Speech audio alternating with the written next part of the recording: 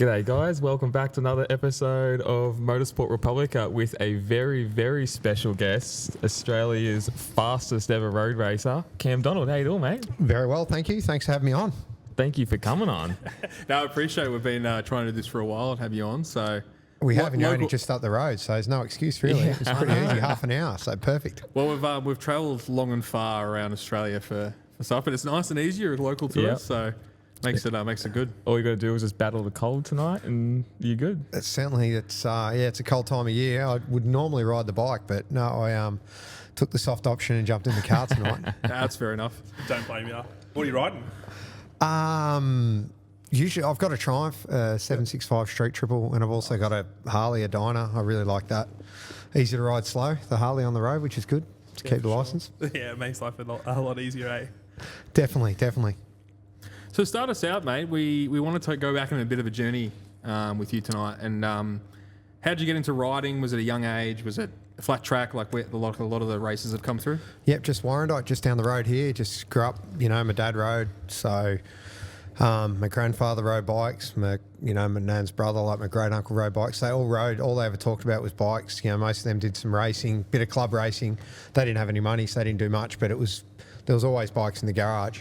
So that's why. And then two older brothers that were riding, and then they started racing junior motocross. So, with bikes in the shed and in my family, it was literally in my blood from a very young age. So I started riding about 5, and lucky that living down in Warrandyte there, we had paddock down the road and there was some land. So I could just tear around the paddock and ride from a very young age, just, hand-me-down bikes, hand-me-down gear, but on from a real young age. Beautiful part of the world. So you've always lived there, always grown up there. That's awesome. Yeah, about 3 generations there. But families from there long before it was expensive to live there. So lucky to still be there.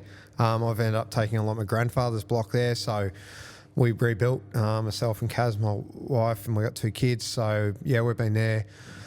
Back there, rebuilt 6-7 years ago now. Time flies. But it's really good to put some roots down and sort of, it's cool having, like my kids are going to primary school now, and it's the same school I went to, which is kind of cool. That is really cool. There must be something in the water out that way, because you've had like the Hurst Bridge and Warrandyte's always produced fast people. Like I think Craig Lowndes out that way, Peter Brock, yourself. There's been a few people out that way. Obviously myself as well. So. Missed the boat there. On the PlayStation, Yeah, on PlayStation. I rip around the track on PlayStation. There's been some really interesting, and Tuning for Speed's a really famous, well-known book published many years ago at Phil Irving. Really famous engine tuner that helped develop the famous, Vincent engine. And he lived his final years, or a long time, in Warrandyte as well. So, it's lots of, it is. I mean, everywhere's got someone that's interesting, I guess. But, there's been a lot of reasonably quick people from cars and bikes from that side of town. Something going on.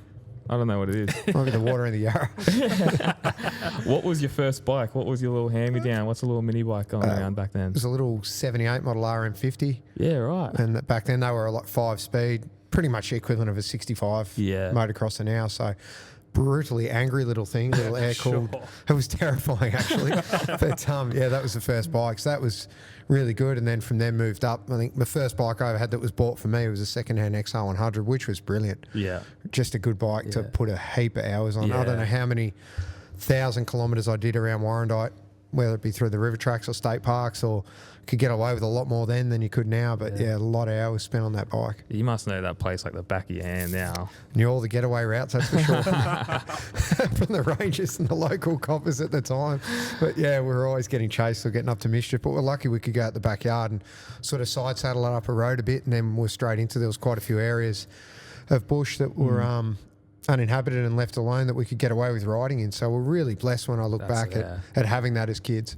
Yeah, that's right. It's better than just sitting around on an iPad these days, like you can just go out and do whatever you want, it's 100%. Easy, so much better. And that's what I'm trying to do with my kids, even just, my missus is a bit of a hippie at heart, but we're not real big on electronics or iPads in the house, or even, we've got one TV, but it was just really trying to get them outside. I know you can only fight it for so long, but the longer you can, I think the better. It's more fun being out riding motorbikes. And just being out, being physical, whatever it is, getting some sun. I think it's better for everyone's mental health at the same time, really. Absolutely.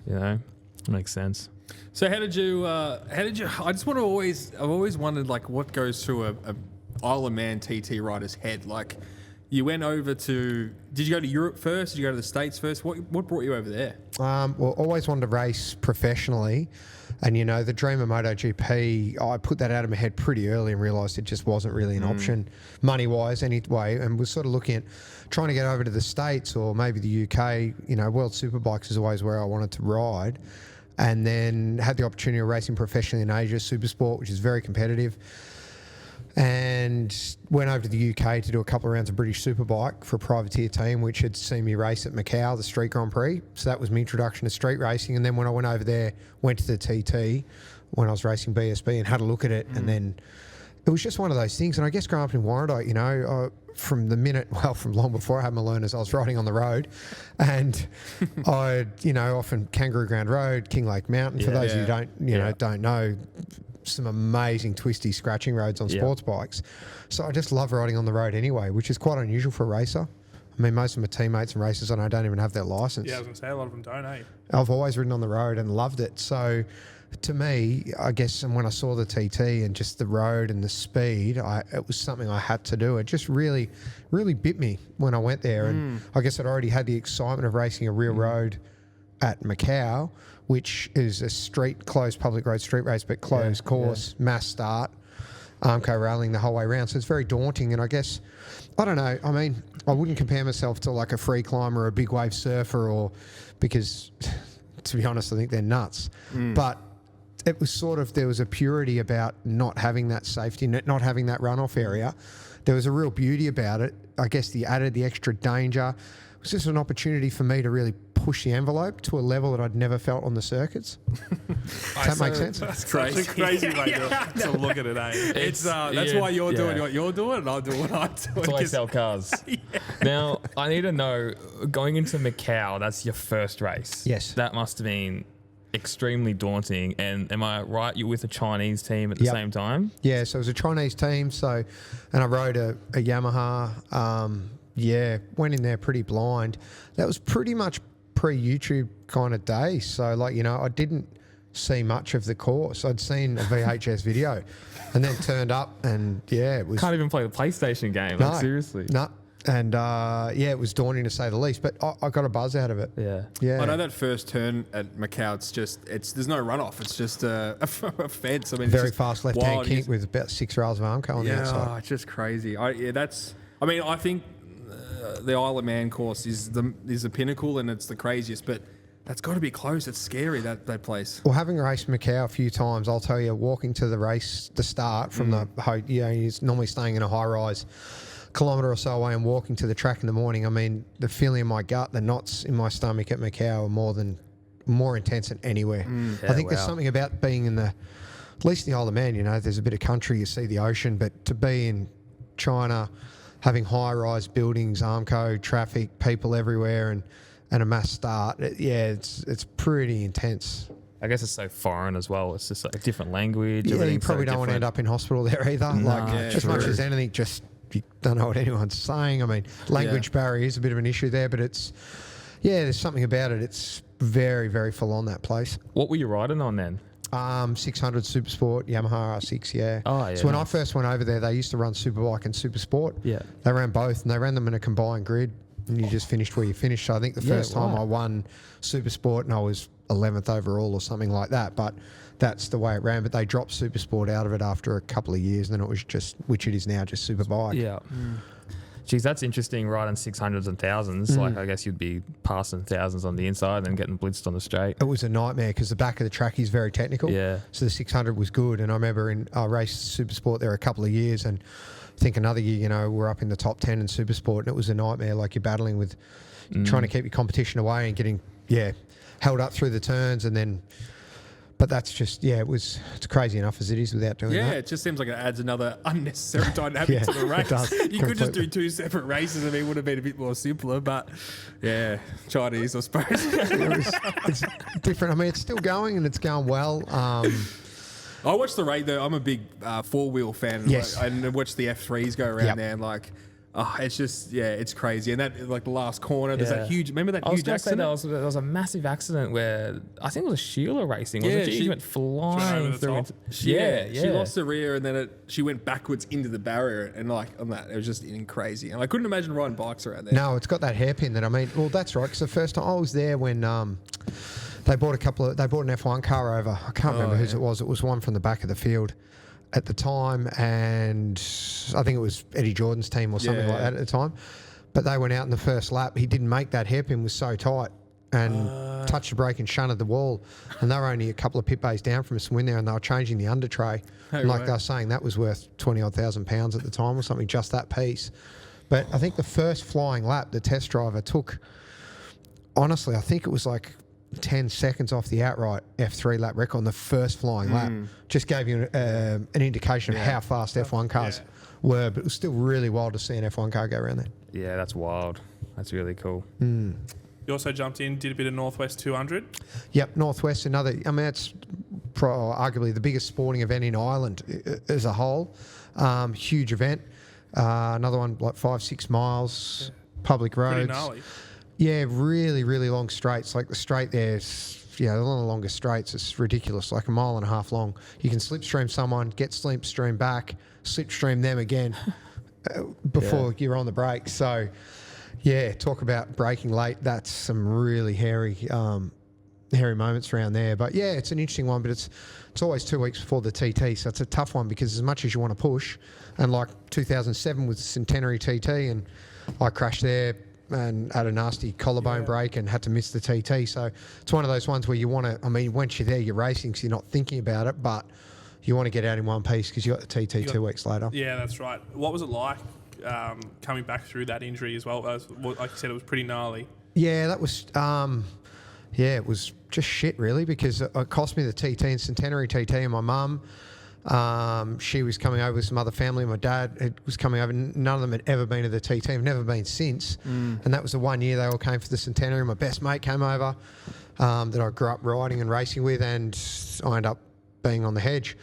In some ways, it was good because I got to go around with my dad and we got to hang out, and I got to take him to different vantage points and bars. And that's nice. And that was really cool. But it was a shame. But that's racing, It is. The injury itself was just it was a compound fracture of the collarbone. I remember it was when it was laying there because the doctor slipped his hand inside my leathers, and when he pulled it out, I saw there was blood in it, and I remember just thinking then, that's not good. So he said, but that was that. And we went to, you do like any racer, just played it. But as a surgeon said at the time, you're going to race a TT, I'm not going to bolt it together. It's not going to hold together for that, no matter how tough you want to be or pain you want to put up with. So I just had to let common sense prevail and sit back. But I did learn a lot watching for a year, actually, just seeing how riders worked and other teams. And from the outside looking in, you can learn a lot.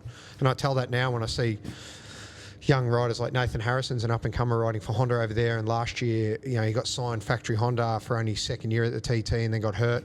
And I said to him, he was obviously disappointed. But I said, don't just get down about it. Make the most of the event and walk around and watch how the other riders are working. Look at them in their pit stops. Look at them in all the different aspects you can. You can learn a lot from the outside. Yeah, absolutely you can. And I think, if I'm not mistaken, 2008 was a bit of a turnaround, and it actually worked in your favour. Yeah, 2008 was great. That was first and had my wins, two wins, and I only ever got 2 wins, which only the TT. A lot of people try for a long time. For sure. It's a tough old race. We won the Superbike race. We won the Superstock race. We're leading the senior.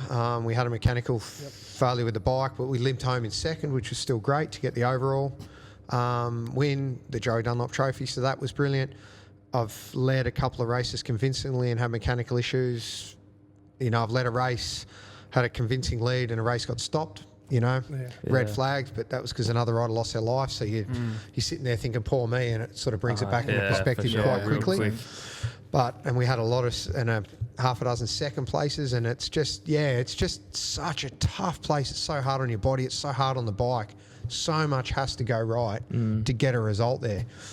And that's what makes, what I've seen Michael Dunlop and Peter Hickman doing at the moment. The amount of wins those guys have got is really, really incredible, and just goes to show They're you know, unbelievable, aren't they? how Yeah. good they are going at the moment. Yeah. And They're just fine. the mental fortitude to keep going as well with such a dangerous race. Absolutely. And that's with myself, to be honest. I went there to do it once, and I promised my family I said, I just want to go and get a finishing medallion. And I did it. And of course, it just felt so good. Yeah. And to be honest, the first time I really thought, if I keep coming back here, I think I can win. Yeah. Straight away, I thought if I apply myself to this, and all of a sudden, aspirations of World Superbike and all this other short circuit stuff I was sort of trying to do really took back seat because there was nothing else like it. I was so focused on the TT, although I was still racing at British Championship, World Endurance, different, very, very high level and professionally racing circuits.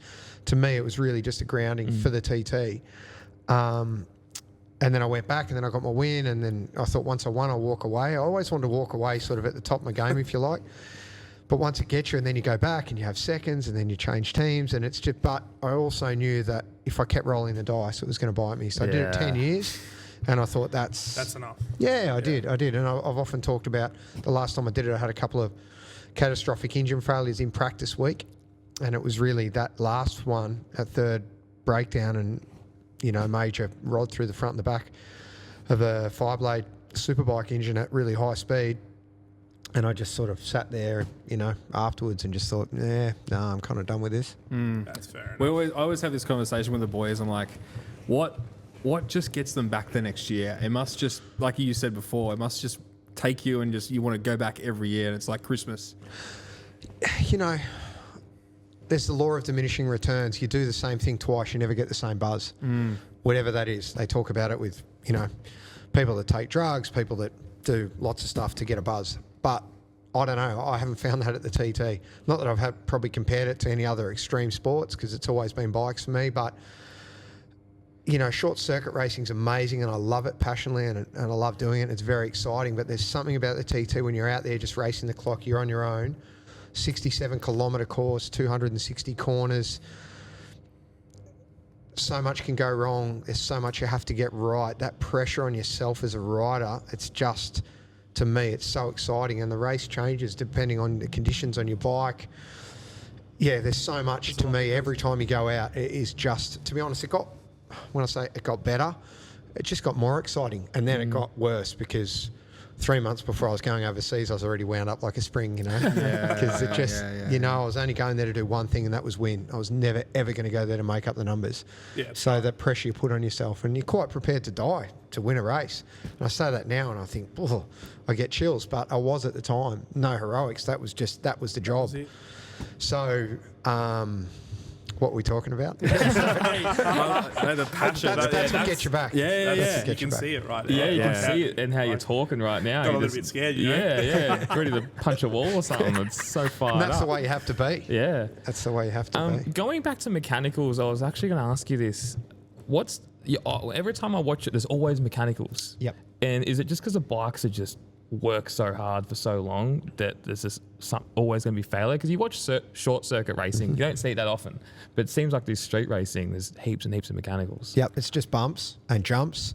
I mean, how far you jump them. I mean, people don't realise, like Balacry, one of the jumps there, you're going up the road like 30 metres in distance because you're hitting it at 140, 50 miles an hour.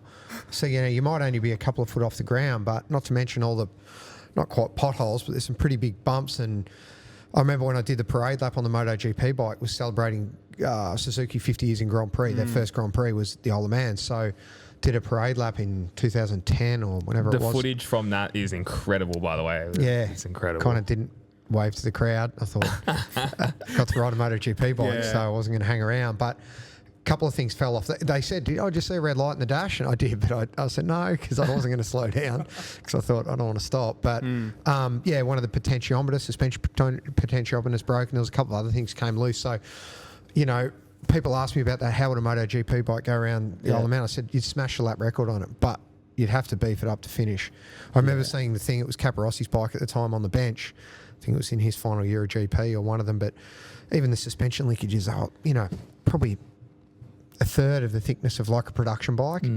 And just the bikes there have to be strong. When you look back in history, and I love the history of the TT, all the greats, Agostini to even later years, Joey Dunlop and those guys, it was sort of win, lose, or, they were first, second, or they didn't finish because mechanically. And people now say, oh, the rider's better now than they were back then. And I said, you can't really compare because from the start of the TT till now, someone won, someone lost, someone usually loses their lives. But back then they had to ride with mechanical sympathy, and now we don't really need that. But yeah, stuff still breaks. For sure, that's just so evident. You see it all the time. Going back to the Suzuki MotoGP, who approached you with that, and what was it like riding that bike? Are they stiff, so much more stiffer compared to a production bike, or? Great question. So 50 years of Suzuki. Bruce Anstey had been riding for Suzuki longer than me. So it was going to be Bruce, but Bruce is just such a man of mystery, and he would often not answer the phone. Like once we went to Spain to pre-season test, and he just didn't show up at the airport and didn't go to the test.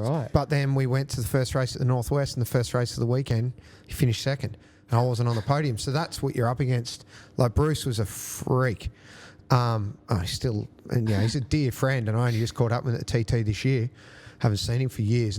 He's just such a man of mystery. But anyway, I came to the point where we had to go to Silverstone and do some pre-TT. They did a PR thing, and they ended up getting me because they were just too worried about Bruce not showing up. That's such a crazy thing. That's such a crazy thing. Yeah, and it was a real shame because Bruce is just... But, perfect example, just a quick story, Bruce Anstey. So we did the TT. I think it was 2008, so I'd wins. Bruce, I think, won both Supersport races that year. So, the guy is so fast. And after that, I did about 3-4 rounds of British Championship on the podium. Well, we had a lap record at Thruxton, I think. I was doing some testing with the Superbike for the team and racing super stock. We got to the Ulster Grand Prix, which is a street race no longer happening out of Belfast, in August. Bruce had not sat on a motorbike since the TT. Went out first practice session. I come in on the Superbike. I said to him, a crew trip, where am I? He goes, P2, 1.7 seconds down or something. It's a long track. And I'm like, who's P1? And he goes, Bruce. And I turn around, Bruce is taking his helmet off, yawning, and I'm just like, the guy's just a freak. You know what? It doesn't kind of surprise me, though, that there's eccentric characters in that sport, because you have to have a screw loose anyway. Look at Guy Martin's a great example. Exactly right. You can only understand 1 out of 20 words out of that guy. And you need subtitles. But it really doesn't surprise me at the same time. I always use I'm too normal for this shit. But I think we're all, most of us have just got the buzz, and there'd be a lot more who'd go out there and try it if they got the opportunity. But it's there are some crazy characters in it, but Bruce Anstey is one of them. He goes under the radar because he was just so quiet, and he was his own worst enemy in that sense. But when you got him on a motorbike, we would say if he got out of bed on the right side, see you later. Yeah, untouchable. Yeah, but that was how we got on the Suzuki, and then it was they were worried about it had carbon brakes. They put the steel brakes, and I remember speaking to Loris and saying, because he said, "Oh, be careful with the brakes, because they're not very good compared to the carbon." And I still remember the thing that stood out more than anything was the brakes. They were incredible. Probably the bulk of the bikes. It's so light. That was an 800, but still how hard it revved. I think it was near 17,000 RPM. Yeah, wow. And just the power, just the way it accelerate. And I was on a super bike, I guess you could say a factory, some sort, a lot of Suzuki stuff, factory stuff, big horsepower super bike. It was mind-blowing, but it was actually really compliant. The chassis worked really well. We actually learned a lot about the superbike that year. Yeah, right. Because I said, this thing's easier to ride than my superbike. I wouldn't have thought that. No, but Suzuki in 2009, they brought that new model out, and they really went the wrong way with a lot of development. Yeah, I've heard you speak about that, actually. So 7.8 was amazing. We're talking the thousands, right? I've still got a K8, the best. That's what I want on. So those up until then, and you're right, 09, they sort of revamped it all in it. Just didn't work. Just a bit of a lull for Suzuki for a little bit. And to be honest, I mean, everyone's got a sob story, but I won in 08, 09, we came back and we had the new bikes, and at the Northwest we'd gone from winning everywhere to we're nowhere, but self and Bruce making up the numbers, just couldn't get the bike to work. And it was at the TT during practice week that the boss of the team, well, his dad that started Taz Racing, they're that Cheshire Mouldings BMW team this year, Davey Todd winning everything and running Rory Skinner, ex-Moto 2, who just had his first BSB win at Knock Hill last week. So his dad said, the K8's in the truck, get it out, put the boy on the K8. And Philip's like, we're factory Suzuki, we can't ride the old bike. And he's like, well, you tell the Japs that we can win on a Suzuki or we'll finish nowhere. Put him out on the bike, at least get him to do a lap, and he can come in and give us some direction where we've gone wrong with the 09, because my head was completely cooked. And I went out in a 2008 at the TT in practice 2009. Just as I was leaving the pit, my crew chief said, it's got a full tank, if it feels good, do 2 laps. And I was like, sweet. And I went out, and from the standing start, we virtually equaled the current, at the time, record. Yep. And then my second lap was the first ever over 131 mile an hour lap ever. That's insane. And I came in and I was like, I'm not even trying. Like, I was in the zone. Like, I was, but I was just like... Flow state. And that's when I was like, tell them whatever, we're just going to win. And then the next night, we'd agreed that I'd ride the 2009 stock bike. And that's where I ran wide in that corner, missing a gear, went onto the grass, crashed, dislocated my shoulder. But I firmly believe to this day, if we'd stayed on the 08, we could have kept winning. You look at McGuinness, one of the reasons that Honda, he kept winning. I mean, John's exceptionally good, but that fibre didn't change for so many years. Yeah. And some years you get a wet practice week, or people, the BMW came, they're trying to develop a new bike. John was on the pace from the first night of practice every year for a year. Yeah, that makes sense. Yeah. So the TT, you only get one bite every year. So, you know, and you can get the new BMW when it came out. Everyone's like, it's fast, it's going to do this, going to do that. Went to the TT and did nothing because it took a couple of years to get it. Well, that makes sense. And I guess as well, like, you got to have big balls anyway, and you're going to have trust in your machinery underneath you. And if you've ridden that similar bike for 6 years or 5 years, you're going to have a lot more trust. What it's going to do. It's all about confidence. Yeah. It's all about confidence. What do you think about that RC213V MotoGP bike I've seen roll around Isle of Man? How does that go? Bruce, I mean, Michael Rudder's raced it for years, backed by Batham's Brewery, and it's been a fantastic just for the crowd. Sounds grouse. Yeah, but Bruce rode it at... He's had a ride on one and did very well. Trying to think. I think you podiumed the senior in it because you could race it in the senior technically. Yeah. Excuse me. I think something like that would be epic. It's just whether you got the money to run it. Yeah. Because I was talking to the guys, it's Batham's even every time they worked it out. Like I don't know how much it is, but it's many $1,000s a lap. Yeah. Right. Yeah. I think the crankcases are only 800 miles or something. Before you change crankcase, not even that, 500 miles. Like it's You're really not getting much out of them. No. So, yeah, it's pretty crazy. But if one of the manufacturers wanted to bring one, it'd be epic, and it would be it'd be really cool to see, and they could. Yeah, they could. They definitely could. Tell us more about when you were at the Isle of Man this year, and I don't know if we can talk about this, and we can edit it out if we can't. But they were doing a Netflix Drive to Survive type of series. Well, that's the talk at the moment is that the same production company, the one's partly owned by Brad Pitt, and I don't know who else, but they've been at the TT doing a lot of work, and the word is it's. Don't know if it's confirmed or what level it's at now, but the talk is that there will be basically similar to Drive to Survive in F1 on the TT, which would be a brilliant thing to get behind the scenes. Sure. And TT, with their own content, are doing a lot of that now anyway. Yeah. But they're probably preaching to the converted a little bit, where something like that to take it to the masses. I mean, so many people around the world wouldn't believe it still happened. Well, that's right. And I think it would work, and we were talking about this just before, about the personalities, and then the personalities of those riders are insane. And I don't think it'd be hard to get people on the hook with that. It's already an amazing product, but then the personalities is just the cherry on top, isn't it? You know, bikes have always been working. Bike races, riders. You know, my grandfather rode, when my dad grew up, their family transport was a motorbike and sidecar. That's all they had. And it wasn't because it was cool, it was because it's all he could afford.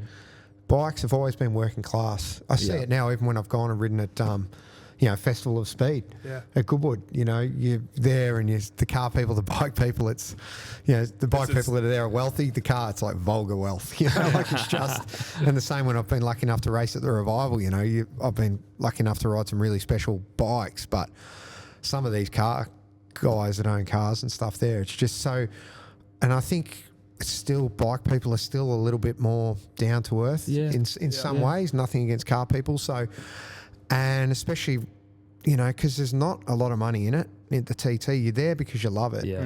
And even if you weren't, even if first prize is $1 million, once you head off down Bray Hill with the visor down, that's money doesn't come in your head.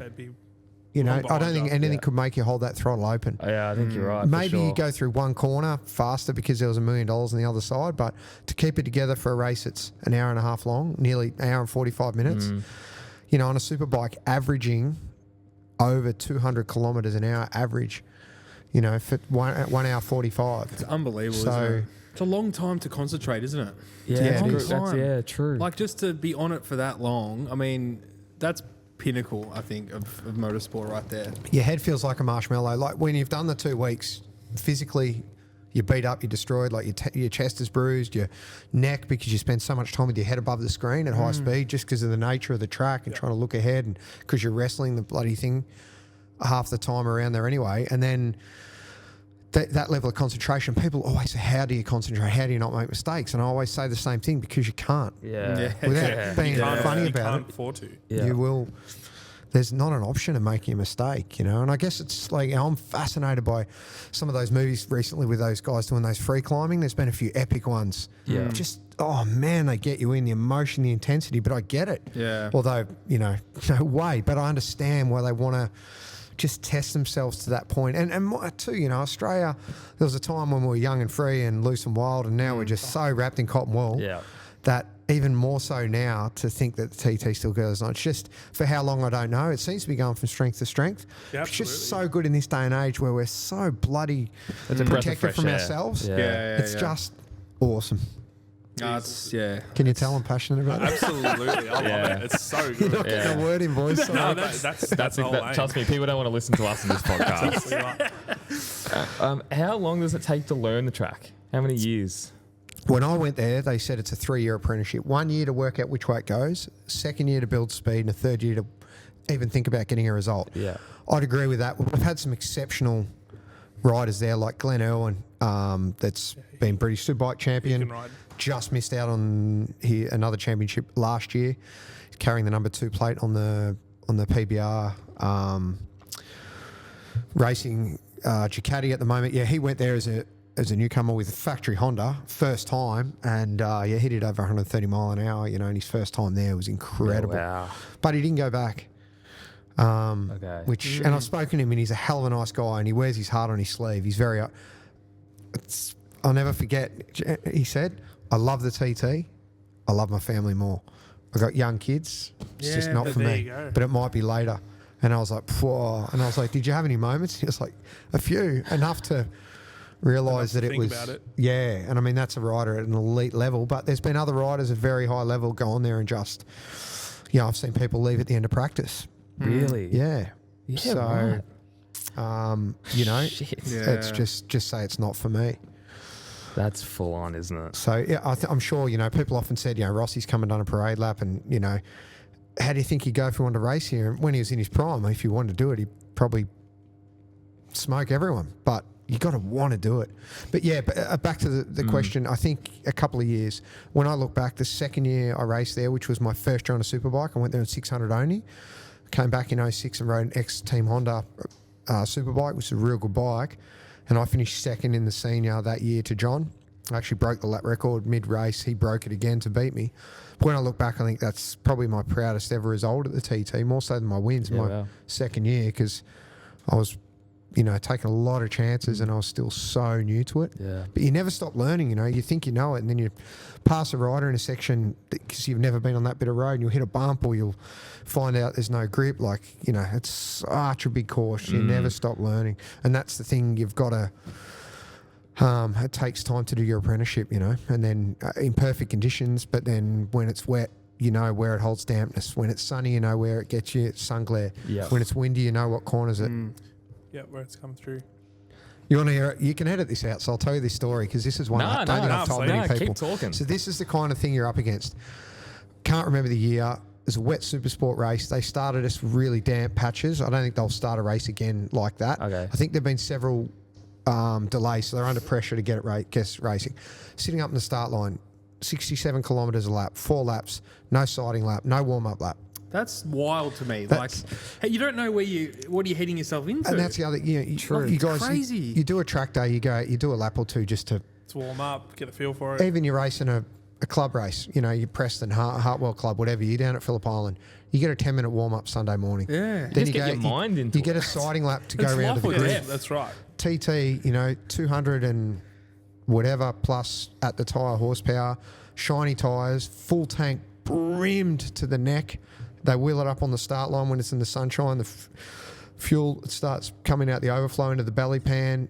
You know, you're standing there, you've got out of bed a couple of hours ago. The fastest you've been is maybe 30 miles an hour in the car coming to the unless you're staying like most of the riders in caravans or motorhomes at the track. So you haven't even been anywhere. Maybe your mountain bike or your scooter to the pits.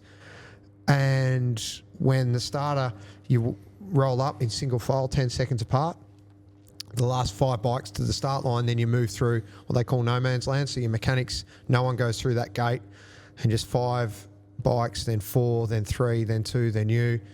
You go up, the starter's got his hand on your shoulder, the little starter down the start line there, he waves a little Union Jack every 10 seconds, lets go of your shoulder, take off, and within, at the bottom of the Bray Hill, within 20 seconds, you're doing like 180 miles an hour.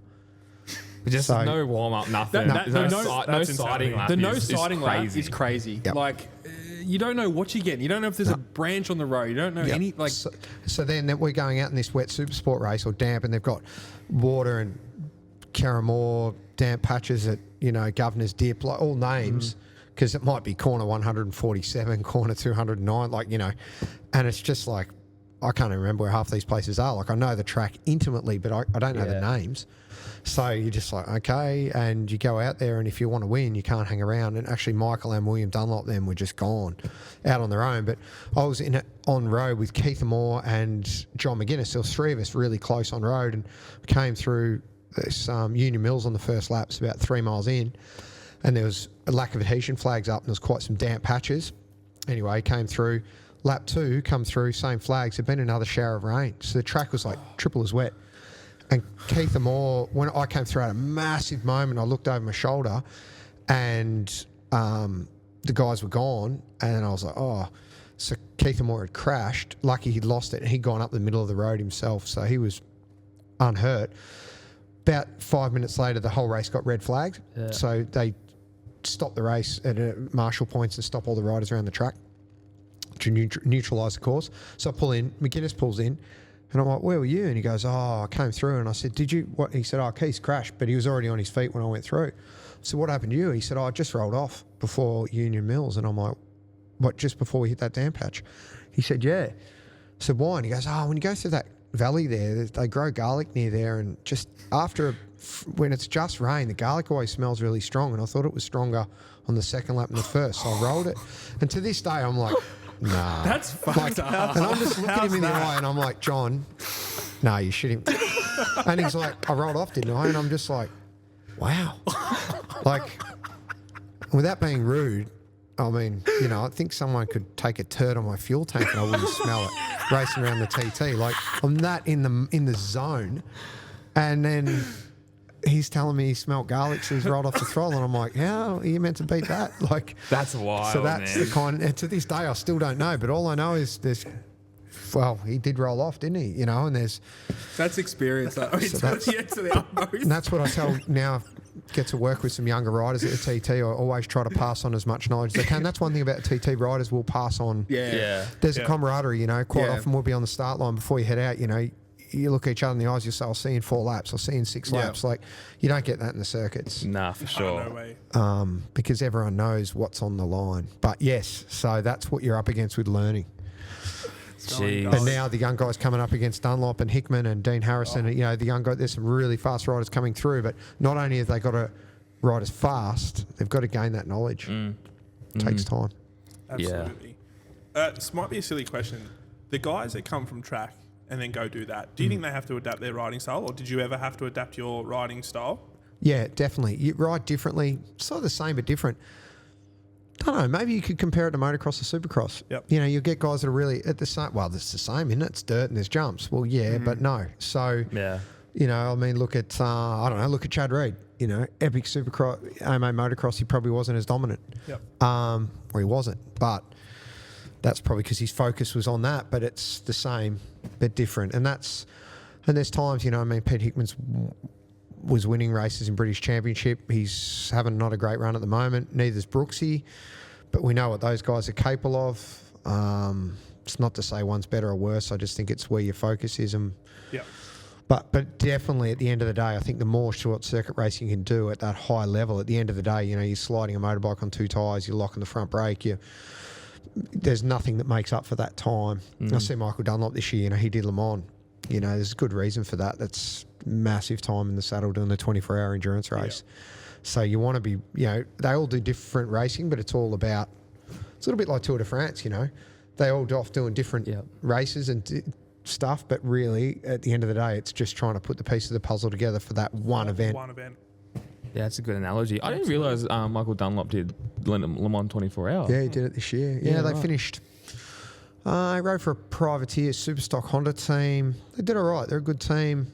They weren't in the box. I think they were 5th in Superstock or something like that. It was top 5, wasn't it? Okay, yeah, it was good. But it's good. But it's it's a bit like TT. There's a lot can go wrong in a for world sure. endurance race too. And you've done a little bit of that, haven't you? Did a couple of years with the Honda. They did a TT Legends team. So did a couple of years, a year as a reserve and a couple of years racing. So I got to do Le Mans and Bol d'Or, which were races I'd always wanted to do. So the 24s were really, epic. And just the crowd, like Le Mans, lucky enough to do the Le Mans start at Le Mans. Wow. That's mean. And wow, man, that is a big crowd, What way year over was this, 100,000. Maybe 13, Oh, okay. 12, 13, Yeah, 14, yeah. So, a while ago now, time passes. But, that was really cool, actually, because the Honda got incredible fuel economy, as Hondas always do. They're just so good. Like, we could do another 2 laps than any other team in World Endurance at the time. Right. It was factory-backed effort. So, I think I was running 5th before people were pulling into the pits.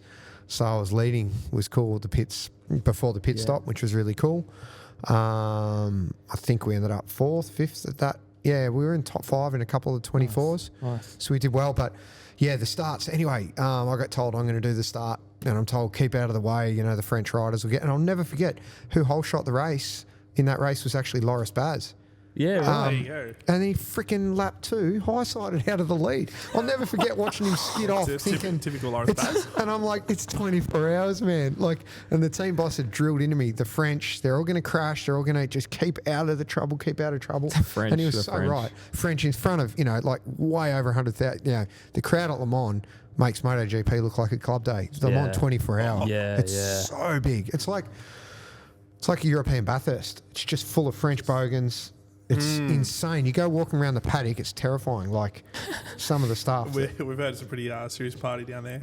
Yeah, at Bathurst. No, at Le Mans. Yeah, we did a pod with Damien Cullen. Oh, was yeah, like, yeah. And he was talking about, I think his engine blew on the 3rd lap or something, and he went into the middle of the track and just partied. Got on the for beers. I was a reserve one year, so I didn't race. I didn't, I was there to do the qualifying practice sessions as the 4th rider. But once, pre-race they nominate their rider, so I walked out to the outfield. That was at Bol d'Or, and even that was just. Wow. But no, the year I was at Le Mans, man, that one year I was there, 2 people died. One fell out of the grandstand into pit lane. What? During the race, from above the pits into pit lane. My missus came out. There was all commotion. And, when I came in from a pit stop, she's like, I think someone died. And I'm like, what? She said someone fell into pit lane out of the grandstand above the pits. And then someone else out in the outfield, because they have power points for. So there's 20 double adapters on 20 power boards. And some drunk French guy took a piss on the power boards as a joke in front of his mates and got electrocuted. Oh, through the dick. Yeah. So, What a way to go.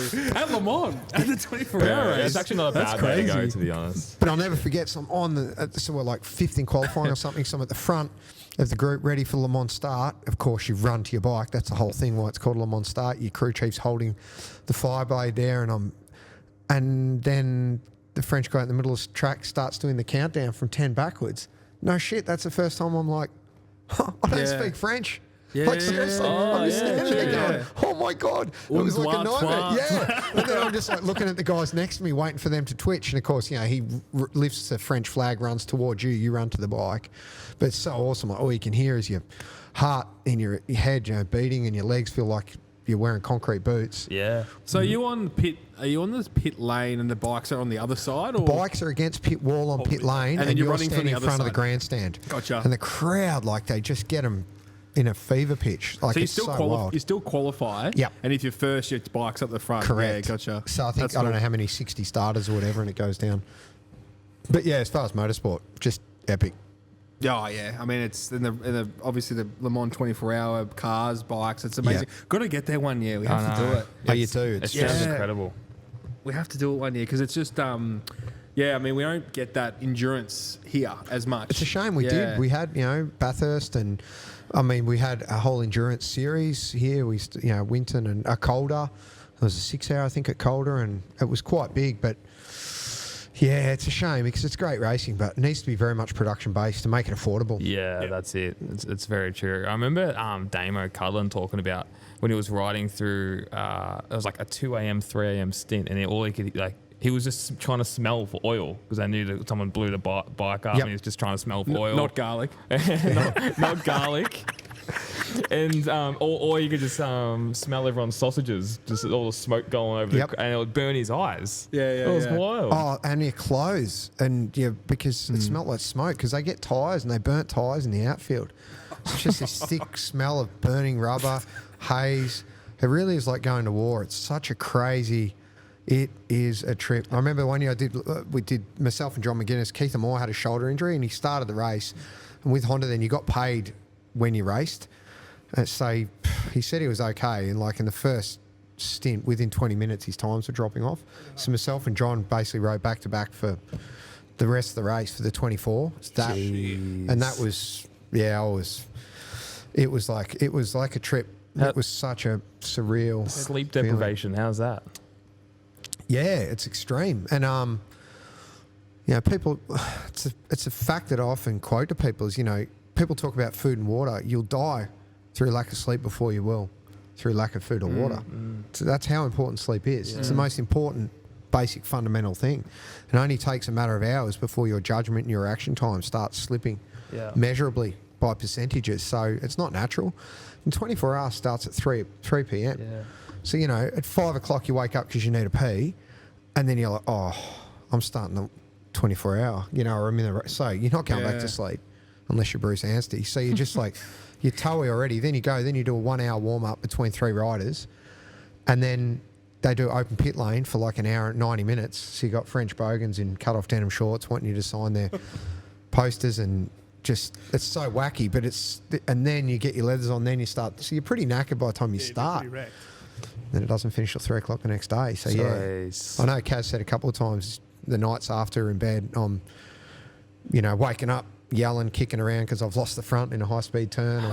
You having nightmares and stuff about big time. That's crazy. Yeah, absolutely tripping balls. Yeah, that's interesting. I bet your wife's happy that you don't race TT anymore. Is that a conversation you had with her, or is it a... She pretty much... Yeah, of course. She rode women's motocross. She rode... off her own bat, she started riding because she loved it. She worked in the bike industry, for a few years selling bikes, and she still rides bikes. She tests bikes for bike sales, and she's passionate and she gets it. Yeah, okay. Which I think helps. I think that's a why big we're difference. together. Yeah, so she knows why I was doing it. But I was one that wanted to start a family without getting too deep. And I remember saying one, and she's like, I'm not ready for kids. And I'm like, and I remember once she said to me, why do you want to start a family so bad? And I said, because it'll stop me racing the TT. Yeah, it's crazy. I need to do something to stop because, but, it's just amazing. It's amazing that, I remember watching, we were speaking this before the pod, watching that movie, Closer to the Edge, TT, and just seeing the families and the wives sitting there watching it on TV, and the accidents and the death. I just don't know how you deal with that. If someone dies on the track and then you red flag and then you've got to come out the next day or the next couple of days and race. I just don't know how that mentally you can do it. Yeah, I guess... Because it can happen to anyone. It can, but it won't happen to you. When you're racing, it won't. It won't happen to me. I saw it happen from the first time I went there. I'll never forget. There was a newcomer, and there was a guy, Jakob Carlson. He was Euro guy, fast. We were both newcomers at the Northwest. We sat in the bus together at the newcomers bus and went to all the briefings together. We were getting along really well. And then I think second night of practice at the TT, crashed and got killed. And I was just like... I remember saying to my mechanics, are they going to stop the event? He goes, nah, mate, they just go on. Tomorrow people will be a bit down, and the next day, and then you'll just forget it even happened. And sadly, it'll only be his family that are dealing with it for a long time. And everyone just blanks it out and says, he died doing what he loved, which is probably true, but since I've stopped racing, I love doing a lot of things, but I don't want to die making love either. Yeah, that's true. Not a bad way to go, though. Better get electrocuted through your dick. But the thing is, at the end of the day, if if there wasn't a risk of dying, it wouldn't be as exciting. Yeah, that's it. The danger makes the excitement. Yeah. So, but what you put your family through is... It's cruel, and we're selfish, and we're racers, and we're men, and as women race too. But of course, it's a selfish pursuit, very selfish. You look at like Michael Dunlop. I mean, he's 26 wins, is it? He's broken the record. I mean, how does he come back next year and go, I want to keep going, I want to do it again? Like, there's got to be a point in time where you've been there, done that. Obviously, he's had family history at the TT for so long. I mean, and you've seen tragedy over the years. Yeah, I just don't know. You know, I mean, I was teammates with his brother William. Before he lost his life racing, and it was a mechanical fault that caused that crash. I mean, his dad, Robert, died. I mean, I was there racing that so many at the Northwest. I mean, Michael went out and won the race the day after. I remember that. And if you ever want to look up an intense bit of motorsport, a beautiful piece of motorsport, look up that race. That next day, that 250 GP race, he wasn't given it. It was a really top English rider he was up against. And he won that race, and his dad died 2 days earlier. Like, it was just... That's intense. I've seen the footage of that. That's insane. That post-race is just... It is worth watching. It's better than any movie, like, because it's real. And that's what they do, you know. And, of course, their uncle Joey, the late, great Joey, there's so many. Basically, they just race, they die. Yeah. With all due respect. But, I don't know. Like, I spoke to Michael. You know, we've had our differences. You know, we had a punch on many years ago, and we didn't see eye to eye for some time. Now we seem to have, there's a mutual respect. And, you know, that's all water under the bridge. But, and I spoke to him at the TT this year, and he said a couple of times, I won't be doing this for forever. You know, I've got other things to do. And that's another reason with manufacturers. Like this year's Supersport, he bought a Triumph and a Yamaha, his own bikes. What other level of motorsport could someone do that? Bring two different brands and go, I'm going to use what works. Because I don't give a shit about that brand, and I don't care. I just want to win. And that's a tool for the job, and I don't have to keep anyone happy. Because he said, 10 years' time, I'll be doing something else, and they won't care who I am, blah, blah, blah. Which is probably a bit short-sighted, because I'm sure any brand would hang on to him forever as an ambassador, but it's not the way he works. And I do admire that, the way he does his own thing. But, if you keep going, sooner or later, unfortunately, you think something's got to... Well, percentage-wise, I mean... it's one of those things that you just... But I don't know, but then... Same with Rossi. He should have retired earlier. He should have, you know... As long as the competitor's enjoying it, and they're doing it... At the end of the day, they're doing it for them. Like you said, it's selfish, and they're trying to get that buzz. He's not married. He doesn't have kids. You know? It's a way of making a living. James Hillier is a really good friend. He's very successful at the TT, and he rode Dakar the other year. He's a pretty amazing character. He's got 3 young kids, and he's really tight with his family. And I spoke to him openly about it. It's probably a personal thing to repeat, but how do you manage with a kid? And he said it's really, really tough. But he said also, you know, financially too, I love it. And it gives me an opportunity after the TT, you know, we might go to Europe or go away for 6 weeks with the kids and do stuff that I could never do if I wasn't doing this. So, you know, there's positives to it as well. Yeah, we always forget, and talking to people over the last year with podcasting and stuff, money's still a big factor. Got to pay the bills. Got to pay the bills. Yeah. And like, you looked at these moves in MotoGP and Formula One V8 Supercars, moves you see over the years, you go, oh, why do they do that? Why is Quartararo stayed at Yamaha? Why is this? Why is that? He's getting paid $12 million a year, you know? Like, he can set his family up for life, you know? It's a big difference. So, but that's the rawness of the TT riders, is the money isn't huge. You're doing it for the love, you know? Absolutely. But at the end of the day, when you're in the midst of it, you've still got to pay the bills. So. That's it. And a lot of the guys don't have a lot to fall back on. You know, it's what they do. You know, when I say that, I'm sure all of them, the way I always put it too, your work ethic, if you can use some of the discipline and the commitment that you use for racing in anything in life, you're going to go good. A lot of riders don't realise that. People in motorsport, full stop. Yeah, absolutely. What are you doing with yourself now, Cam? I heard a bit of concrete expertise. Concreting, so... That's good. I mean, I'm originally a plumber and worked family at garden supplies and driving trucks and just any job that I could fit in between racing. But then, I've been on the tools concreting now sort of 6 or 8 years, and I still bike test and coach and do plenty of other cool stuff. But, concrete, I love it. Really like it. Yeah, it's fun. It's hard work. I like we talk about being outside. It's good for the soul and keeps you fit, and there's not bad money in it, so it's all right. All around Melbourne doing it, or just out your way? Just out our way. I used to do commercial, now I just do more domestic and stuff close to home.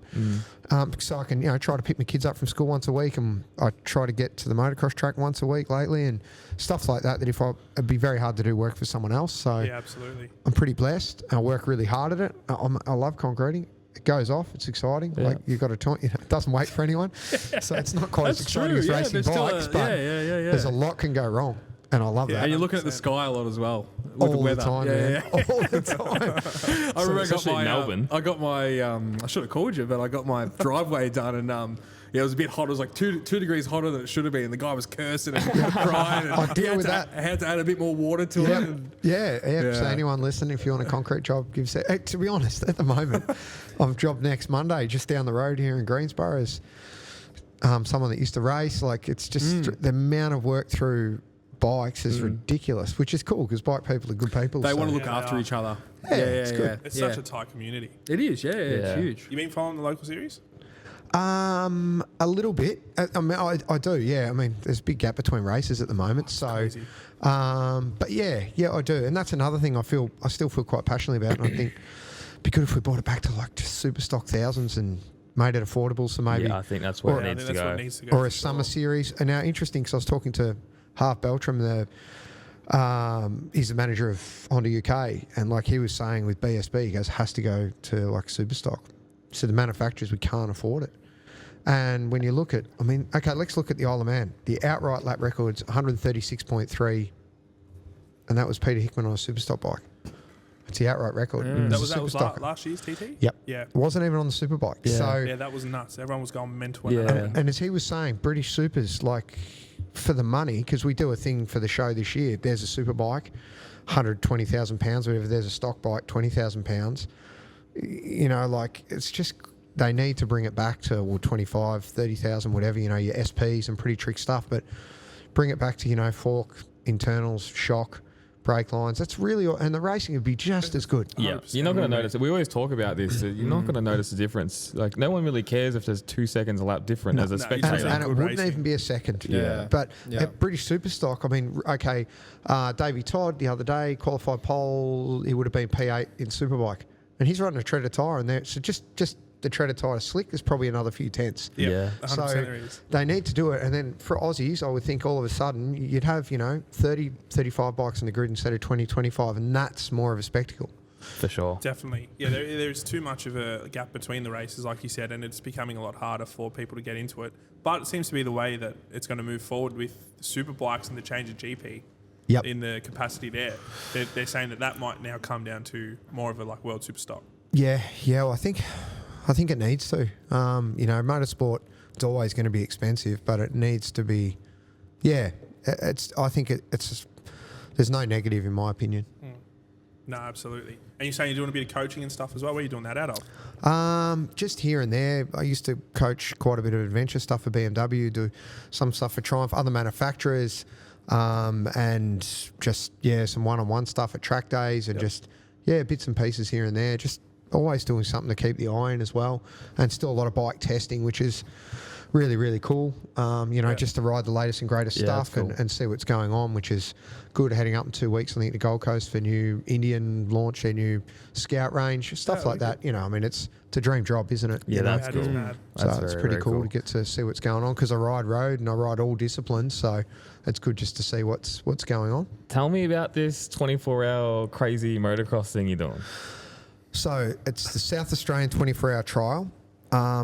Amazing, it's the longest running motorcycle race in the Southern Hemisphere. Yeah, right. So this year is the centenary. It's 100 years. That's mad.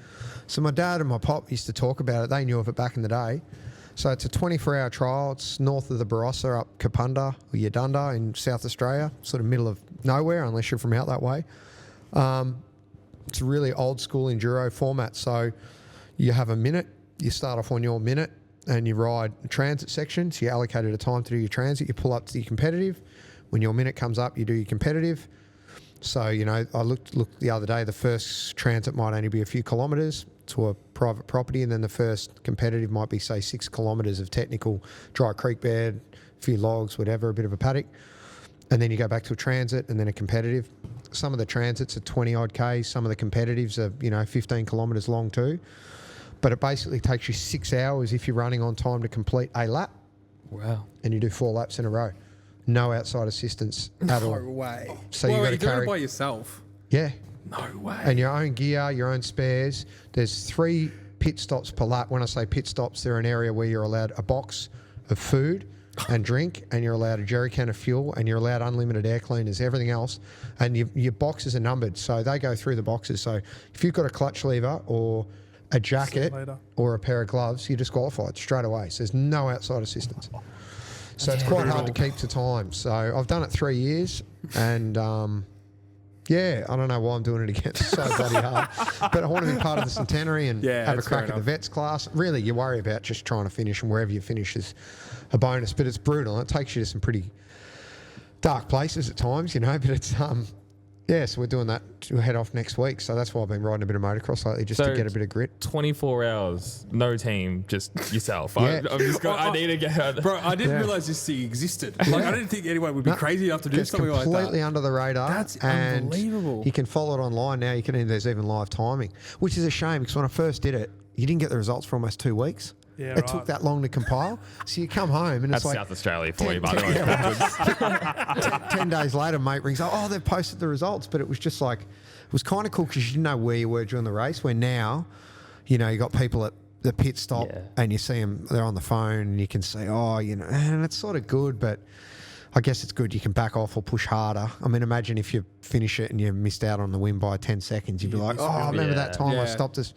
scratch my ear or something. So, but yeah, I love it. And so each pit stop or each stage, each control, I should say, a lot of the controls are run by local bike clubs or camps. And, you know, it's been the same group there for 50 years, you know, like on social media the other day, one of the guys was like, oh, we'll have some slow cooked beef at, you know, control number 9. We'll make sure there's some for you if you're on time and stuff like that. Like some of these camps have got over 100 people at them. The big camps are huge, massive bonfires, and they're out partying. So you go through the first lap and, you know, it's the afternoon and everyone's on the cans, and then you go through the second lap and it's midnight and people, and then lap 3, it's like just a couple of the hardiest, usually the women, sitting there in sleeping bags at the control, clicking your time, your number, it's transponders, it's saying, how you going, love? Everyone's crashed out. Then you go through on the last lap and everyone's rolling up their swags. It's just the most surreal thing. Could they pick maybe put in like spring or autumn? They have to put it bang in the middle of the winter. The hardest.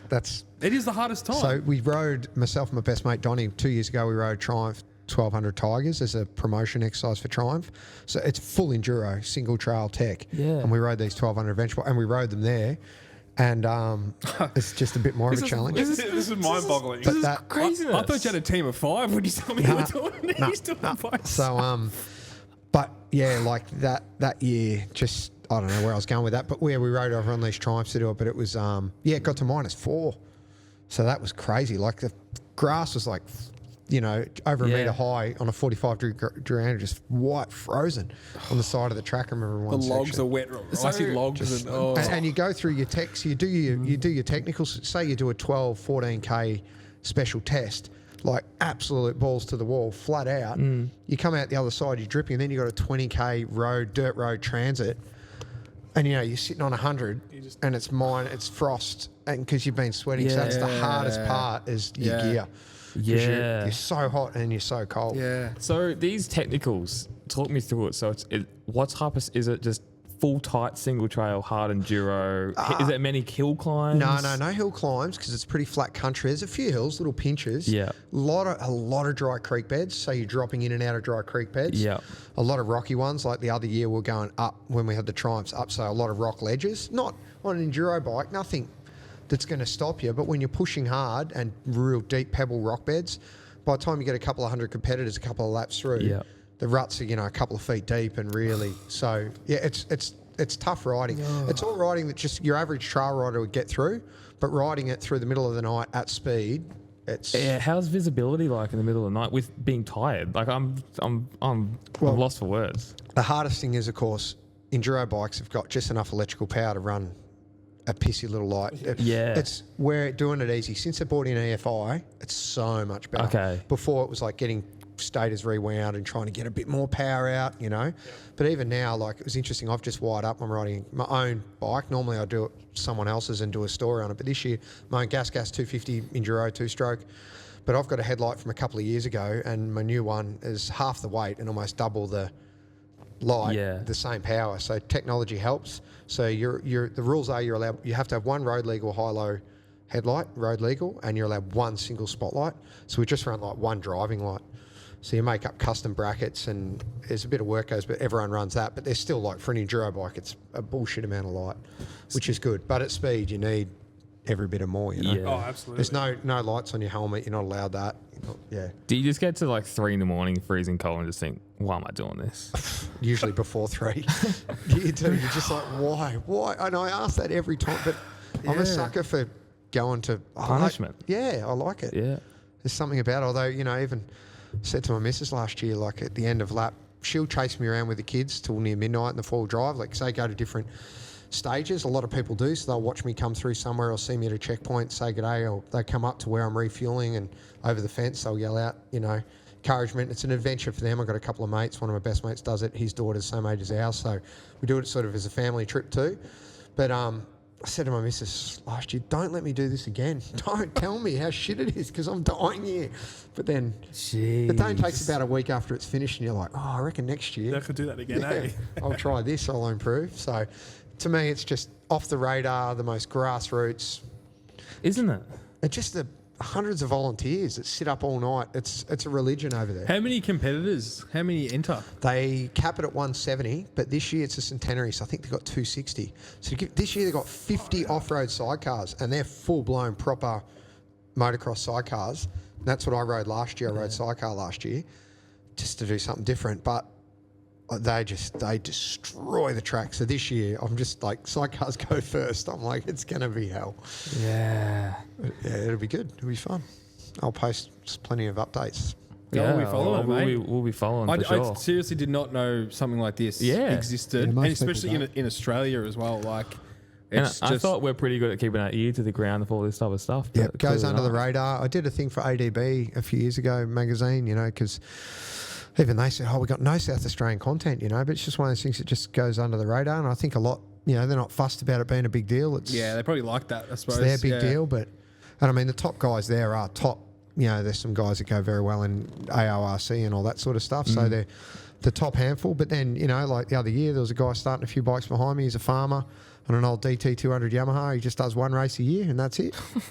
He must be hard as nails, that fella. Some of these got like, they are some tough characters there. Yeah, like, you wouldn't want to really look at him tough. the wrong way, that's for sure. Christ. He'd be Ronnie Mac style with a flannelette and overalls. I was going to say, like, there's some of that. There really is. They're just because they just do it. You know? No thermals, nothing, I reckon. That'd be Don't know nothing. about that, but yeah, they probably. Yeah, it's just. It is a bit of a different breed. You know, you go through some pretty. Yeah, it's tough. Yeah, it sounds it. Are you keeping up to date with MotoGP, World Superbike, still watching all that stuff? Yeah, absolutely. I mean, how can you not? The racing's been so good at the moment. Yeah. I mean, we're going to see Top Rate go to MotoGP. Oh, that'd be cool. I think that's a really exciting one. Yeah. But I mean, just the series in itself and watching Pecco dominate, I think it's just beautiful to watch at the moment. Looking how well he's riding and It's incredible, isn't it? seeing all the rider changes too. I mean, things are going to change up for next year. But I mean, MotoGP, you wonder how it can get much better. Really, it's just seems to be working at the moment. It's certainly putting on the spectacle. Just be good to have an Aussie up the front, but. Anyway, we'll see what happens. Yeah, you never know. There's a few young stars coming through as well. We've had them on the pod. Jacob, Joel, Senna, they're doing really well. They are. They're doing really well. It's just so hard to make that transition. And I don't know, too, you know, like you look at Moto 2, going well in Moto 2 doesn't guarantee you're going to go well on a MotoGP. But we've seen riders do nothing in Moto 2. And then, who was it? Was it Zarco? No, it wasn't Zarco. Quartararo. Quartararo, of course. Quartararo. Yeah. You know, and then got so... And that's the cruel thing. And we don't really see anyone go from Superbike now. And that's why it'd be really cool. I think it'd be a big challenge. Probably the Pirelli tyre to the Michelin's would be the biggest difference. But I mean, mate, if you can ride a bike, you can ride a bike. Yeah. Like, That's right. He'll make it work. Oh, I reckon it'd be ace to see. I don't know. I haven't checked the last couple of days if there's any more updates, but yeah, it seems like he wants to go there. Surely someone's got to have a seat. They'll make room for him. Just You would think so. from a sponsors and for motorcycle, for GP, for MotoGP, to have a Turkish rider too. Like it's a big audience. He's got a big following as well, Top Rack. Huge. Massive. You know, even when with Phillip Islands for World Supers this year, there's heaps of Turkish people there. He's the man by far. Yeah. I'd even people would flock to him before they'd flock to Iannone. Yeah, 100%. You know what I mean? Now, probably besides the fact that he's a bit of a, not a nice person. Yeah. You could say it. Bit up himself. He's bit of a prima donna. He's a chooch. He's a chooch, yeah. He's a chooch. Bit of a chooch. But yeah, Daniel's allowed to say that. I'm allowed to say that. He's my cousin. He's got chooch privileges. Yeah. Got the C-pass. He was the man, though. Like, everyone flocked to him and everyone loved him. Obviously, Remy as well, being the home race, but yeah, he was the man. Yeah, it's going to be interesting, isn't it? Well, we'll see what happens there, but yeah, so it's definitely exciting times, and I think that the big shake-up to it, KTM and Aprilia, I think that's going to be very interested to see what some different riders on that Aprilia do, because I think that bike, I think we're all wondering, we know how good Pole is, and we know how good Aleix? Yeah, sorry, Aleix, and I'm thinking of Vinales. Yeah, we know how good they are, but to see some other riders on, I think will be interesting. Yeah, Jorge Martin's pretty proven. That's going to be interesting, and it's going to be so important for Aprilia as well. If Martin goes, their team does nothing. They got to make some changes as well to the bikes. They've got a point to prove. He's got a massive point to prove. I mean, he's going to be pissed at Ducati. He wants to get. It's personal, It's good. It's got all the ingredients to be epic, I think. Yeah, that's all right. 2 questions I've got for you, Cam. Favorite corner on the TT circuit, and your biggest moment on the TT circuit. Favorite corner. To be honest, it's a bit of a difficult one because it varies a bit year to year and bike. It really does. Like a corner like Bellascari. Yeah, Bellascari, and then after that you got Crosby's a left-hander, and even that, like every time you come up to it, you know where you've got to be, but that mental fight of just trying to hold the throttle open, you see some amazing shots. There's a really good one of Pete Hickman going through there the other year. It's like literally 180 miles an hour with the thing just so crossed up. Crosby, Bellascari, those big ones, as I said, every lap, no matter how long you're racing, you can be winning races at that level, but every time that mental fight of just... And you think you're holding it 100%, and then you come in and they look at the data and they're like, oh no, you're back to like 88. You're just cracking it a bit. Even though in your head you would swear your life. And you've never had I bet a lot of people would say, I've never had a perfect lap. Like there's always time to find. Always. Yeah. Always. And that's the beauty about it. You're just trying to get the best.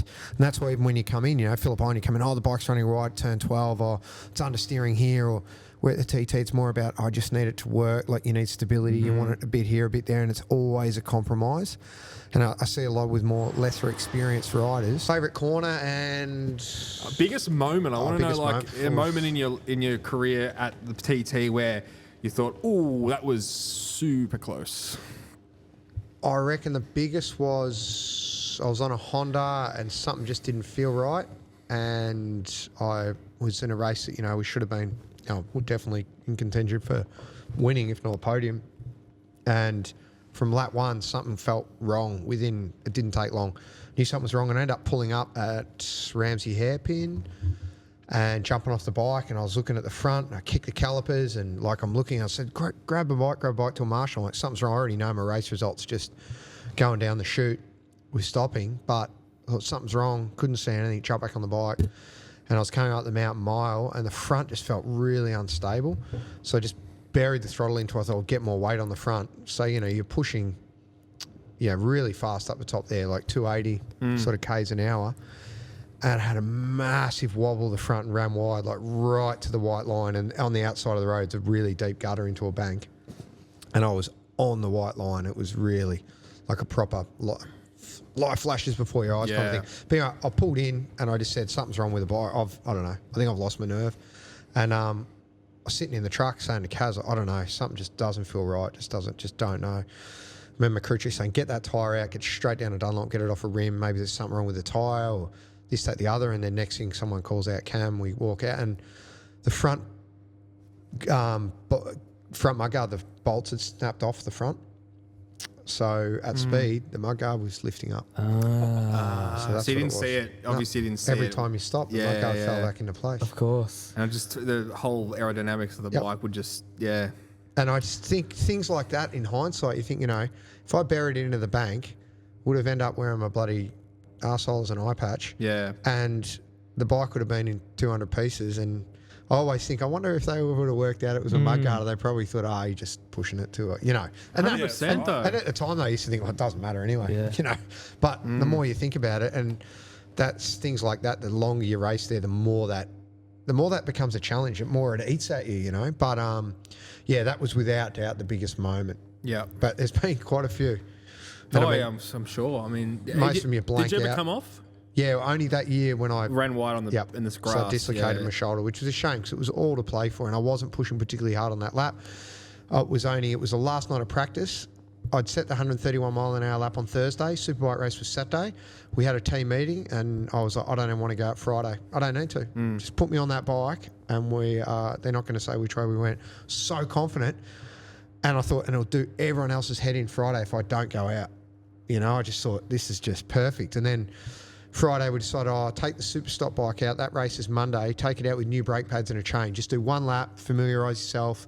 2, it's a long time off the bike. And I remember going out and doing the lap, and halfway around the lap, conditions were there was a few damp patches. And I was coming down the mountain, not pushing, and just didn't go down 3, went down 2 gears instead of 3 into a corner, ran wide a bit. And there was a grass verge, and if there was a wall there, I would have made the corner because you have to. But I thought, I'll pick it up. And as soon as I hit the grass, it was like a hole in the grass and just lost the front car wheel. Dislocated shoulder. So that's, and the TT was over. But yeah, it can grab you very easy. But everyone has, you have moments. The amount of times you run wide or clip curbs, like it happens when you're pushing. And not much of it gets missed now, which is really cool because we've got onboards and got, and it's funny because sometimes you have these moments and you think, didn't feel that big, and then you see the footage, you're like, shit, I was really, really lucky there. Or the other way, it can feel really bad and it doesn't look that bad on camera, but normally it does. Crazy. I don't know, man. I don't know. It's just... Well, I know this is so silly to talk about, but I remember playing the game. Yeah. Remember the TT game that came out on PlayStation? It was addictive, that game, trying to get a good lap time. We couldn't complete the lap without coming off on a game. Yeah. So, and I'm thinking of these guys ducking in and out, trees, cover, shades, grass. I'm like, these are the weather. Don't feel bad. I can't do a lap without crashing, and I've won there. So that game's terrible. It just turn my freaking head in. So every time I crash, it'd just be like this mental, oh my God. True, But no, that game actually came out the first year I went there, and it was good to help. Definitely, I don't think there's a racer out there that hasn't used it for course familiarisation. But just onboard laps, and that's nothing too. I tell newcomers or less experienced riders, study a lap that's 130 miles an hour. Don't study Peter Hickman's lap record because you miss too much detail. Even a slower lap, even 125, 120, one from 20 years ago, you get more detail because it's the same course. So, have they made any changes to the course, or do you say exactly the same? Look, it always changes. To be honest, it just seems to get bumpier and bumpier. But they'll resurface one corner and people, that'll be far. What? How much? Percentage-wise, how much? Yeah. And then they have the other year they had a really bad winter. And I think it was about 2 years where lap records didn't get broken because they're just not going faster because the course always gets bumpier. It seems to me. I did a parade lap this year, 40 years Varo helmets, and I rode an SP Fireblade, and had spent a while, so it was pretty cool to do a lap. And I was like, wow, I couldn't believe how little I could see. Trees have grown over so many areas, and it was quite sunny, and just that strobe effect coming through. And I couldn't believe how much of the track, even though I still know it well, and I do a lot of laps in the car when I go over there, just studying for the commentary job. But so much, I was like, shit, I forget how little you can see. You're riding so much of this on just vague, memory and vague reference points. And at speed. Yeah. And even in a parade lap, and I was having a dip, but it was still just just reminds me, respect. It really drove it home how hard it is to see and what you're up against. Yeah, totally. Is there any thoughts going through your head when you're riding at speed, or you just completely in the zone where you're just locked in? No, your mind winds. Sometimes you're up on the mountain, you start thinking, what am I going to have for dinner? Used to think, just for a split second, that was one thing that often came into my head. That's so funny. Food.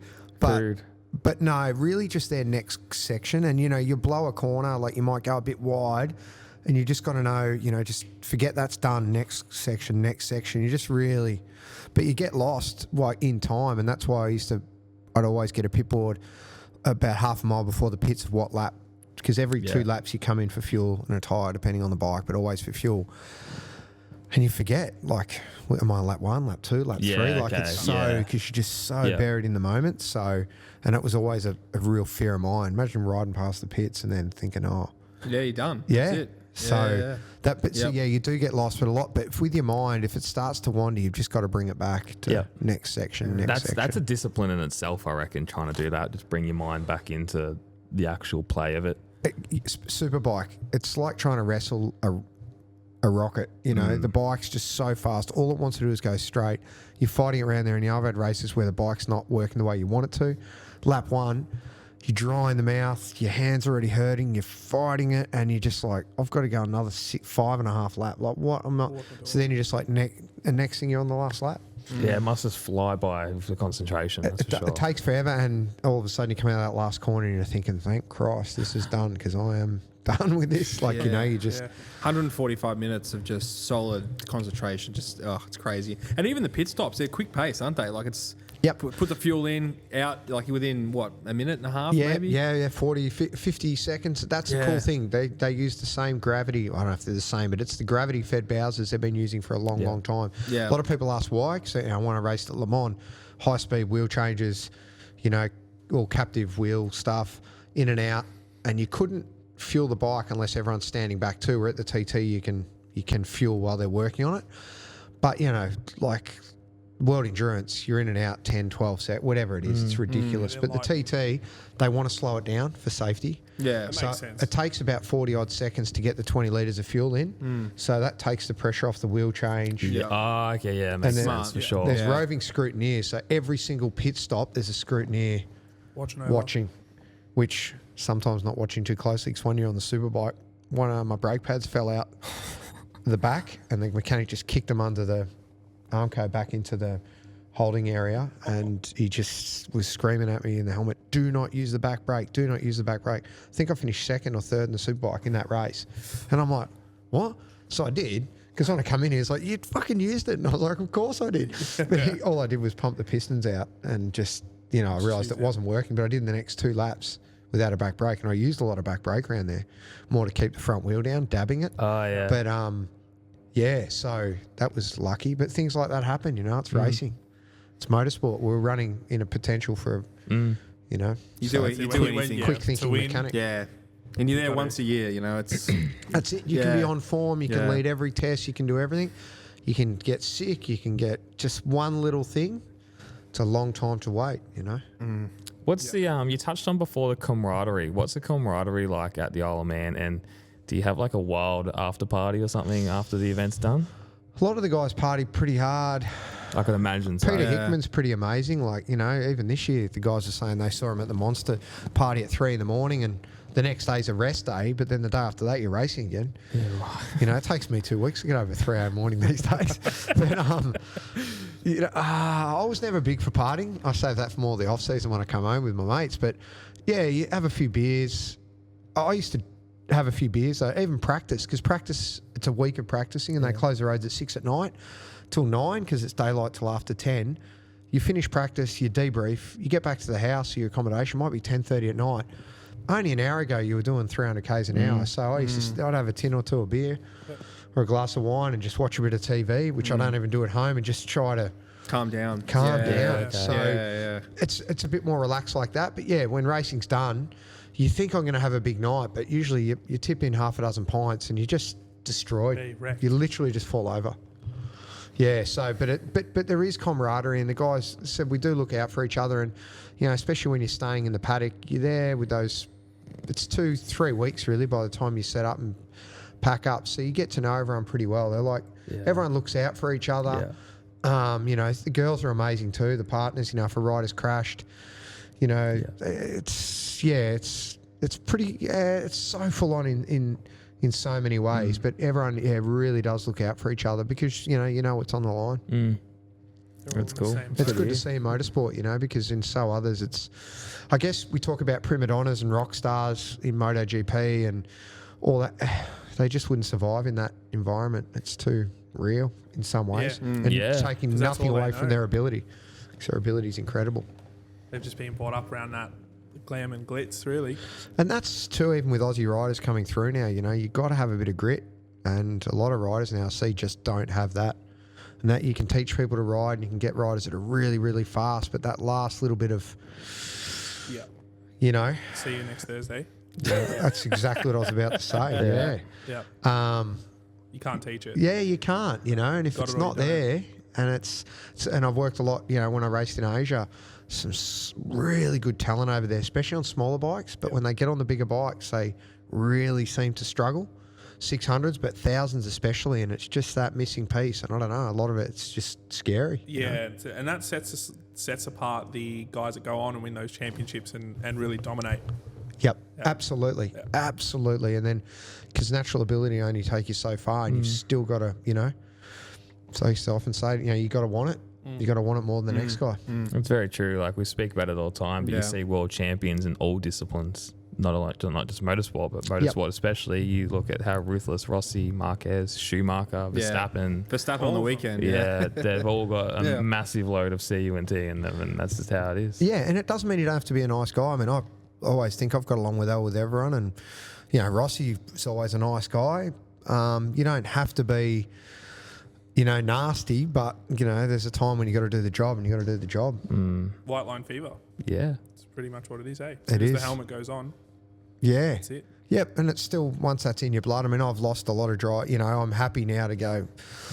Just, you know, it took a while to learn how to turn off, but you know, sooner or later life creeps in and you realise I don't want to wake up hurt. Where before it was like I just don't care. It's just you got to win. just gotta go, So, go. you know, that happens, and that's age, I guess, in life. But unfortunately, you also get more experience, which is a benefit. So it's a trade-off, isn't it? If you could put that, you know, 40-year-old knowledge inside a, you know, 20-year-old mindset, that would be pretty hard to beat. Yeah. It's pretty full on. Yeah. Favorite bike you've ever ridden around the circuit? Oh, without doubt, that Suzuki, the GSRV or whatever it was, whatever the term. Caparossis? Yeah, that was just epic. It was just so pure, just such a thoroughbred, just so fast, so lightweight, little vibration, high revving, just everything about it was incredible. But apart from that, my 2008 Superbike, that thing was just an animal. Yep. It was so angry. The motor spec that we ran, it was very similar to the Yoshimura spec that Matt Milan was riding in the States at the time, because a lot of it was Yoshimura parts and technology we were using. That thing was so angry. And it was just awesome to ride. Very little electronic interference. Like we had traction, but nearly all that stuff was turned off. And they still, you know, Peter Hickman there, he runs nothing. Everything's turned off. There you go. Find it gets in the way a lot. The old it man, would she there. spends so much time off the ground. Yeah. It just cuts in where you don't want it to. Yeah. But it's just, wild. But yeah, a bike like that, when I look back, is just, it was brutal and beautiful in its rawness. Yeah, that's awesome. That's Love cool to hear. I love it. Great insight. Yeah, and that's where the TT is another thing where it really is down to the rider more so than the machine than probably any other I think so. form. Yeah, definitely. I think so. You know? Yeah, I for sure. So even if it's It's not evident. working, you can ride past the machine a little bit. At the end of the day, you got to want it. Yeah, yeah, and you know, you see riders like McGuinness, they're not the fittest people. Like we have an inside joke of our podcast. Like you see some ex riders, they blow out, so we call them Cheeseburger, like Cheeseburger Lorenzo. Oh man, Cheeseburger Barros. Cheeseburger Barros is he lays down rubber because he's just heavy on the rear spring. John's a freak. Like he's 52 years old. That's wild. Look at the cut of him. Yeah. It pisses me off because I'm like, John, you're making us all look bad. You know what I mean? Like, how are people meant to take us seriously when you look like you've just escaped from the pie shop? Like, and he's a good mate. And like, we race World Endurance together, shared motel rooms, and funny dude. Like, and you know, anyway, I'd say to him, when are you going to stop racing? Oh, I'm not. I'm just going to keep racing until I die. I'll just crash one day. I'll just be wiped out in a fireball. my He used to God. say that, and I'll be like, you can't say that, John. He'd just laugh. I haven't spoken about that sort of thing for a few years now, but he's so full on. But he is such a good motorcycle rider. And he's done a lot in short circuits. But like when I raced for Honda, his throttle trace and input, Steve Plater, multiple British champion, and he was a factory rider. It was myself, Steve Plater, and John riding World Endurance. When they were overlaid and looking at our data, John was getting better fuel economy than himself or Steve. Steve was like 20 kilos lighter than John, and I was like 10 kilos lighter in between, or 12 or 14 or something. John was a lot fitter then. His throttle, well, he was lighter, but his throttle trace was like superhuman. He's pretty special, like the way he rides a motorbike. He's incredible. And his bulk, he doesn't move much on the bike, and that works. Perfect example, him, Keith Moore, Scottish guy, really wiry, fit. They're both on factory Hondas, and I remember I caught up to them in a practice, and we're coming up May Hill out of Ramsey, really corrugated right-hand uphill corner. Keith's bike's bouncing all over the road. John's just sitting on the... And all of a sudden, that fat ass is keeping that bike where it needs to be. It's got some advantages to it. I like it. Most TT riders are big guys. I think Ian Hutchinson's the only real wiry guy that did it unbelievably well. Even Michael Dunlop, he's a nugget. They're strong. But coming back this year, parade lap. I did that parade lap. I come in. I'm riding motocross once a week, getting ready for the 24. I'm a concreter. I keep pretty fit. Yeah.